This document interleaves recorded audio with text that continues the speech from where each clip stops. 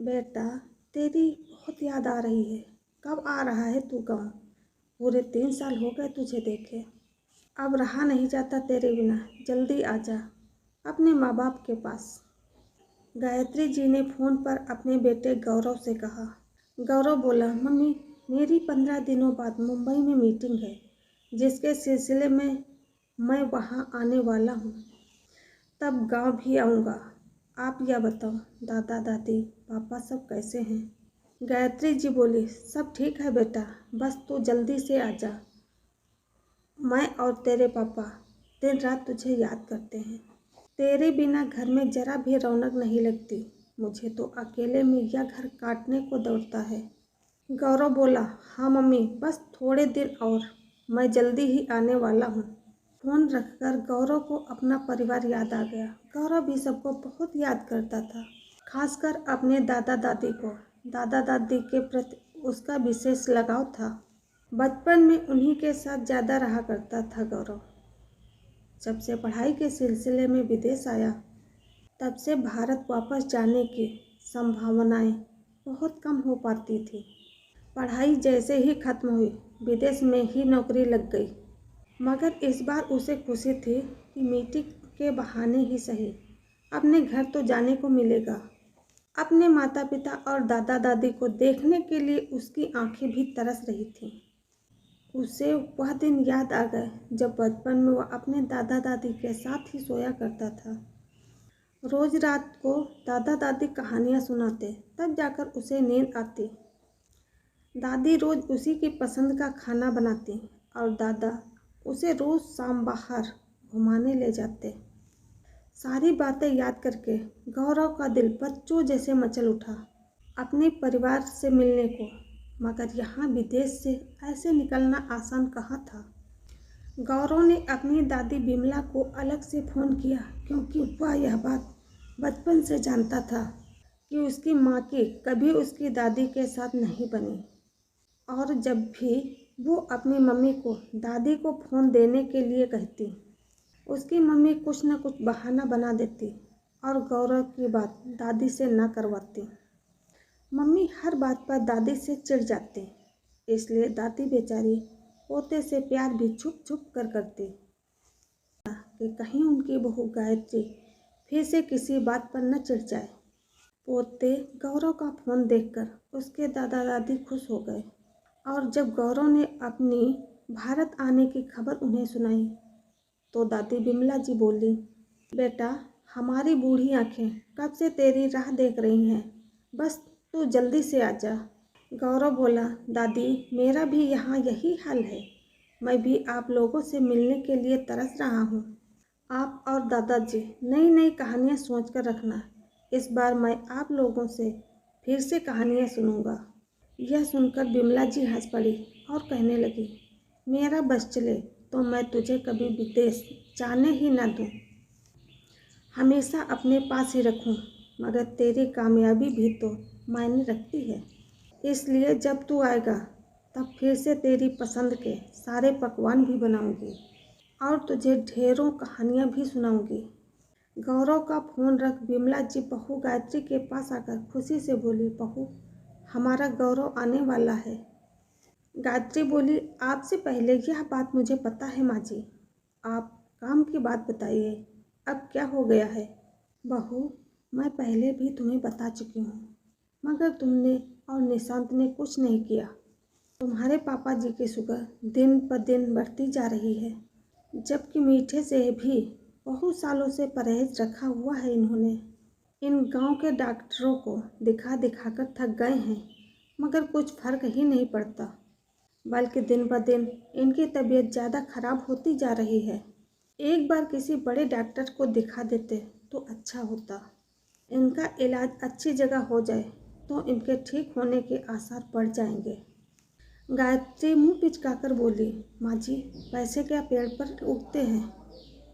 यहाँ गांव में डॉक्टर को दिखाने के लिए आपको पैसे देते हैं, वह क्या कम है? जो अब आपको बड़े डॉक्टर को दिखाने शहर जाना है, आने तो आज आपके बेटे को आपकी शिकायत ना की तो मेरा नाम गायत्री नहीं। आप दोनों को तो बस इलाज के बहाने पैसे खर्च करने हैं, महंगे महंगे दवाइयाँ खानी हैं बस। आपका क्या जाता है, पैसा तो हमारी जेब से जाता है। पापा जी के वैसे भी अब दिन पूरे हो गए हैं, अब उन्हें भगवान उठा भी ले तो कोई बात नहीं। और कितना जिंदा रखना चाहती हैं आप? विमला जी बोली, कैसी अशुभ बातें करती हो बहू। इंसान बूढ़ा हो जाए उसका यह मतलब तो नहीं कि बस अब उसको भगवान के पास जाने का समय हो गया है। तुम भी कोई जड़ी बूटियाँ खाकर तो आई नहीं हो, बूढ़ा तो तुम्हें भी एक दिन होना है। ऐसे में अगर तुम्हारे बेटा बहू ऐसे शब्द मुँह से निकालेंगे तब तुम्हें पता चलेगा। गायत्री गुस्से से लाल पीली होते हुए बोली, माँ जी बहुत ज़्यादा बोल रही हैं आप। आने दीजिए आज निशांत को घर, उसको सारी बातें बताती हूँ और कैसे डांट लगवाती हूँ आपको, देख लेना। बिमला जी बोली, मुझे माफ़ कर दो बहू, तुम निशांत से कुछ ना कहना। वैसे ही वह काम से थक हार कर आता है और ऐसे में तुम शिकायतों की पोटली खोल कर बैठ जाती हो तो उसका दिमाग भी हिल जाता है और वह भी झुंझला उठता है। गायत्री बोली, साफ साफ क्यों नहीं कहती माँ जी कि आपको अपने बेटे से डर लगता है, तभी तो आप मुझसे आकर यह सब कह रही हो। जाइए अपने बेटे से ही क्यों नहीं बात करती, जब आपको पापा जी को बड़े डॉक्टर को दिखाना ही है तो। बिमला जी बोली, बहू मेरे बेटे के कान तुम ही तो भरती हो, अब वह अच्छी बात हो या बुरी सब कुछ तुम्हारे कहने से ही होता है, इसलिए तुमसे कहने चली आई थी। मगर अब मैं जान चुकी हूँ कि तुम कभी तुम्हारे पापा जी को बड़े डॉक्टर को नहीं दिखाने दोगी, क्योंकि तुम्हें तुम्हारे पति का पैसा तुम्हारे पापा जी की जान से ज़्यादा प्यारा है। गायत्री बोली, माँ जी पैसा तो भला हमारा ही खर्च होता है ना, आपका क्या जाता है। अब पापा जी के पीछे इतना पैसा खर्च करने का कोई फ़ायदा नहीं, ये बात आपको जल्दी ही समझ आ जानी चाहिए। बिमला जी उदास होकर अपने कमरे में आकर बैठ गईं। बिमला जी अपने बेटे निशांत से कुछ कहने का साहस करती भी कैसे। गायत्री उनसे पहले ही निशांत को सब अनाप शनाप पट्टी पढ़ा चुकी होती थी और वो हर बात इतना नमक मिर्च लगाकर ही बताती थी कि निशांत अपने माता पिता पर ही गुस्सा हो जाता था। निशांत तो सिर्फ गायत्री की हाँ में हाँ ही मिलाता था, इसलिए उससे बात करने का कुछ फ़ायदा नहीं होता था। एक दो बार बिमला जी ने निशांत से बात करने की कोशिश भी की थी, मगर गायत्री ने न जाने क्या भड़काया होता था कि निशांत उन बातों का जवाब तक कभी सही तरीके से नहीं देता था। खैर, जब अपना ही सिक्का खोटा हो तो दूसरों पर क्या इल्ज़ाम लगाना, सोचकर बिमला जी की आंखों में आंसू आ गए। बिमला जी अपने पति गिरधारी जी से बोली, सुनिए, हम शाम को यहीं पास जो डॉक्टर कमलेश हैं उसको दिखाने चलेंगे। गिरधारी जी भी चुप्पी में हाँ में इशारा कर दिया, वे भी बेबस थे। आप इस उम्र में कहीं अकेले तो जा नहीं सकते थे और गिरधारी जी डॉक्टर कमलेश को दिखा दिखा कर थक गए थे, मगर कुछ आराम नहीं पड़ता था। गिरधारी जी बोले, बिमला तुम रो क्यों रही हो, लगता है आज फिर मेरी वजह से तुम बहू से कुछ न कुछ सुनकर आई हो। बिमला जी बोली, बहू तो वैसे भी जब से शादी करके आई है तब से सुना रही है, भला हम कर ही क्या सकते हैं। हमारे पास भी तो इतना पैसा नहीं कि हम बहू बेटे को मुंह तोड़ जवाब दे सकें। शाम को बिमला जी गिरधारी जी को लेकर डॉक्टर के पास दिखाने गई। रास्ते में जोर से बारिश बरसने लगी। रिक्शे में बैठे गिरधारी लाल जी बोले, बिमला तुम्हें पहले बारिश बहुत पसंद थी ना, तुम जानबूझकर बाहर भीगने चली जाती थी। बिमला जी बोली, हाँ जी बहुत पसंद थी और अब भी बहुत पसंद है, मगर अब डर लगता है कि बारिश में भीगने की वजह से कहीं बीमार न हो जाऊं, और अगर मैं बीमार हो गई तो आपका ध्यान कौन रखेगा। गिरधारी जी बोले, हाँ बिमला अब मुझे ही देख लो, मैं तो ज़्यादातर बीमार ही रहने लगा हूँ, आप भी जल्दी से ठीक हो जाएंगे देखना, फिर हम साथ साथ बारिश में भीगेंगे। विमला जी गिरधारी जी को ढाढ़स बंधाते हुए बोली। गिरधारी जी को डॉक्टर कमलेश ने फिर वही सलाह दी जो वह हमेशा देता आया था। वह बोला, आप लोग शहर में किसी बड़े डॉक्टर को दिखा दो। मैं यह बात कई बार कह चुका हूँ। यह सुनकर दोनों का चेहरा उतर गया और वे लोग वापस रिक्शा पकड़कर घर के लिए रवाना हो गए। रिक्शा से उतरकर विमला जी ने गिरधारी जी का हाथ थाम लिया, क्योंकि रास्ते में बारिश के कारण बहुत कीचड़ जमा हो गया था और उन्हें डर था कि कहीं गिरधारी जी फिसल न जाएं। तभी गायत्री जी अपनी कुछ सहेलियों को बाहर तक छोड़ने आईं। जब गायत्री ने अपने सास ससुर को यूं एक दूसरे का हाथ थामे देखा तो घर के अंदर आकर निशांत के सामने खूब बवाल किया और कहने लगी, अब इस उम्र में इन दोनों बूढ़ों को मटर गश्ती करते शर्म नहीं आती क्या? निशांत, तुम्हें पता है मेरी सहेलियों ने भी यह दृश्य देखा और वह सब यह देखकर हंस रही थीं। एक ने तो यह तक कह दिया, बूढ़ी घोड़ी लाल लगाम। गायत्री, तुम्हारे सास ससुर को इस उम्र में शर्म नहीं आती क्या, जो रास्ते में भी एक दूसरे का हाथ थामे चल रहे हैं जैसे कोई नवविवाहित जोड़ा हो।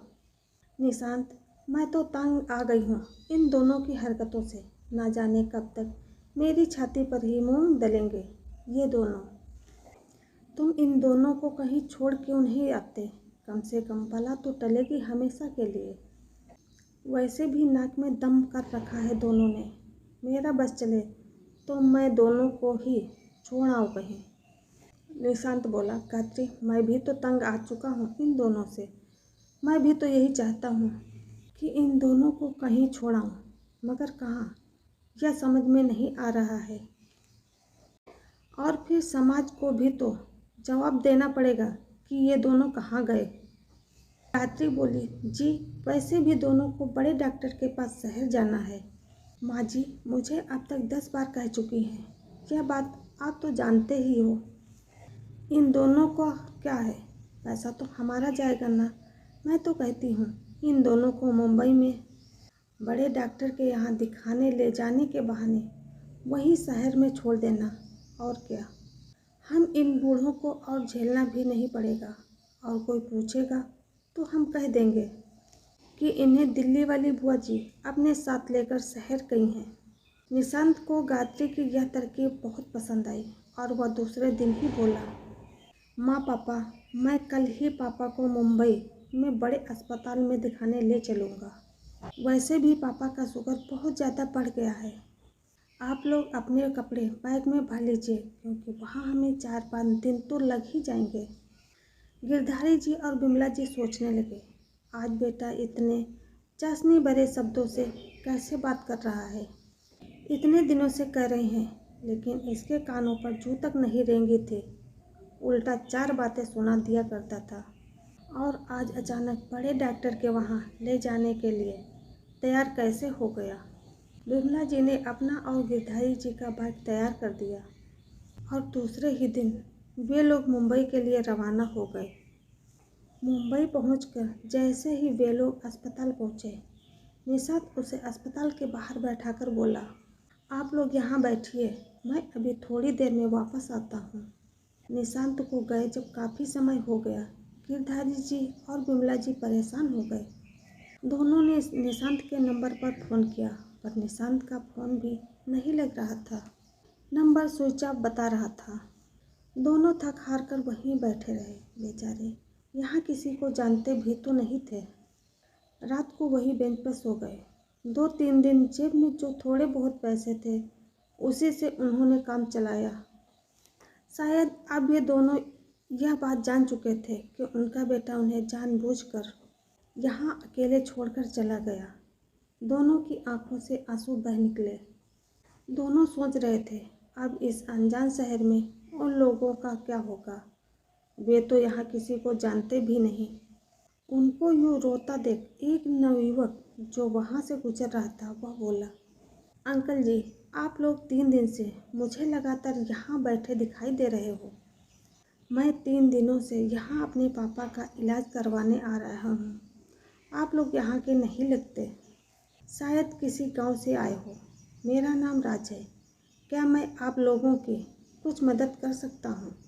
वृद्ध दंपति ने अपनी पूरी कहानी बता दी। राज को उन दोनों पर तरस आ गया और वह दोनों को अपने घर ले आया। गिरधारी जी और विमला जी वापस बेटे के पास नहीं जाना चाहते थे। इसलिए विमला जी हाथ जोड़कर बोली, बेटा, हम तुम्हारे घर में ऐसे ही मुफ्त में नहीं रहेंगे। तुम हमें घर का काम करने दो ताकि हमें ज्ञान न लगे कि हम यहाँ मुफ्त की रोटियाँ तोड़ रहे हैं। राज अपने पिता के साथ उस घर में अकेले रहता था। उसकी माँ बचपन में ही भगवान को प्यारी हो गई थी। अब उम्र के इस पड़ाव में उसके पिता बहुत बीमार थे, इसलिए उसने घर के सारे काम इस वृद्ध दंपति को दे दिए। वहाँ विदेश से गिरधारी जी और विमला जी का पोता गौरव भी मीटिंग के लिए मुंबई के लिए रवाना हो चुका था और जिससे उसकी मीटिंग होने वाली थी वह कोई और नहीं, राज ही था। निशांत को गए जब काफ़ी समय हो गया, गिरधारी जी और विमला जी परेशान हो गए। उतने में विमला जी दोनों के लिए चाय नाश्ता लेकर आ गई। गौरव अपनी दादी को वहाँ देखकर दंग रह गया और विमला जी की गौरव को देखकर जान में जान आ गई। गौरव अपनी दादी को गले लगा लिया और बोला, आप लोग यहाँ कैसे? दादा दादी ने उन्हें पूरी बात बताई। गौरव को यह सब सुनकर अपने माता पिता के ऊपर बहुत गुस्सा आया और उसने उनसे इस बात का बदला लेने की ठान ली। गौरव दादा दादी को यहीं राज के घर छोड़कर अपने माता पिता से मिलने गांव पहुंचा, जहां वह अनजान बनते हुए बोला, दादा दादी कहाँ हैं? वे दोनों थोड़े दिनों के लिए तुम्हारी बुआ जी के घर गए हैं। निशांत और गायत्री ने झूठ बोला। गौरव बोला, बुआ जी तो दिल्ली में रहती हैं, इसका मतलब इस बार दादा दादी से मिलना नहीं हो पाएगा मेरा। गौरव को आए 2-3 दिन हो चुके थे। गौरव बोला, मम्मी पापा, मैंने आप लोगों की विदेश जाने की टिकट बनवा ली है। इस बार मैं आप दोनों को वहाँ ले जाऊँगा। विदेश का नाम सुनकर निशांत और गायत्री खुश हो गए। गौरव ने अपने दादा दादी की भी विदेश की टिकट बनवा ली थी। पहले वह अपने माँ पापा को विदेश ले जाकर पहुँचा और उन्हें वहाँ एक जगह पर बैठाकर मैं अभी आता हूँ कहकर अपने दादा दादी को लेने चला गया। पूरे दिन निशांत और गायत्री अनजान देश में उसी जगह पर बैठे रहे और जब काफ़ी देर बाद भी गौरव नहीं आया तो उनकी आंखें भर आईं। दोनों की आंखों से आंसू बह निकले। दोनों इस अनजान जगह पर किसी को जानते भी नहीं थे। वे रात को वहाँ बेंच पर सो गए और बेटे को लगातार फ़ोन करते रहे, मगर गौरव ने अपना फ़ोन बंद करके रखा हुआ था। लगभग 1 दिन बाद गौरव अपने दादा दादी को लेकर वहाँ आया और बोला, मम्मी पापा, आप लोगों ने दादा दादी के साथ जो किया वही मैंने आप लोगों के साथ दोहराया। कैसा लगा आपको? निशांत और गायत्री को अपनी गलती का एहसास हुआ और दोनों गिरधारी लाल जी और विमला जी के पैरों में गिरकर माफ़ी मांगने लगे। निशांत और गायत्री बोले, आज हमने यह दर्द अपने आप पर महसूस किया, जो दर्द हमने आप लोगों को दिया। गौरव ने हमें ऐसी अनजान जगह लाकर छोड़ दिया।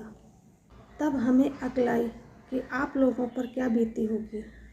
विमला जी बोली, बेटा, जिंदगी में एक बात कभी मत भूलना, जैसी करनी वैसी भरनी, जैसा करोगे वैसा भरोगे।